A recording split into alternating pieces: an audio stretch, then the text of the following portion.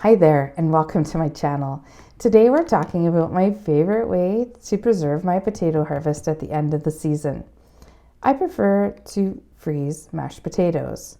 And I know you've probably frozen potatoes before and they haven't turned out very well. They maybe been a little bit grainy or just not quite right. I'm going to help you with that today. As you can see, our potatoes are starting to sprout and they're getting a little bit soft. So it's time to save them up because we won't have fresh potatoes here until mid-July.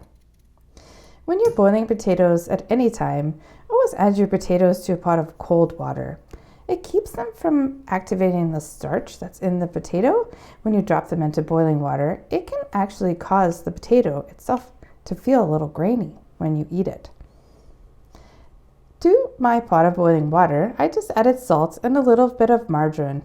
The margarine keeps the frothy bubbles from boiling over the pot, and it has saved my bacon more times than I can tell you. I'm going to be cooking my potatoes all the way through, but first I am stealing a few because I made a potato salad this night.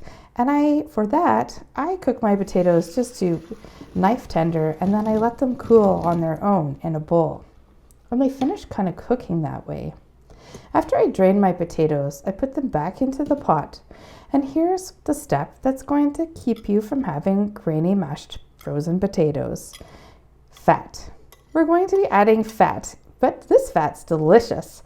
So we're adding cream cheese and butter and high-fat milk if you have it. I just use 2% to our potatoes. The fat content keeps your potatoes from becoming grainy after they've been frozen. It was such a relief to finally realize this one time after we did it for, Christmas dinner, because our Christmas potatoes were always the best frozen. And it is the fat that we put in them because we make them very decadent with lots of butter and cream cheese. So there isn't really a set amount that you need to use. You just need to add enough butter and cream cheese and milk to your potatoes to make it really nice and smooth. You can give it a little taste, and if it tastes decadent and so yummy, you've probably nailed it. So I just store my mashed potatoes in medium-sized Ziploc freezer bags. I write on them so I make sure that I know which ones are the oldest to use up. And this bag holds about 3 cups of mashed potatoes, which works out perfectly for us. That's about 3 servings here for us.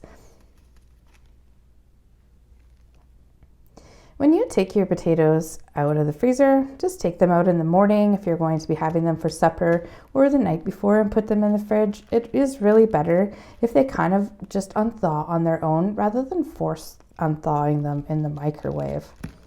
You want to make sure that you get as much air out of your bag as possible because when it comes to freezing things, air is your enemy. I just lay these out flat and they store so nicely in the freezer.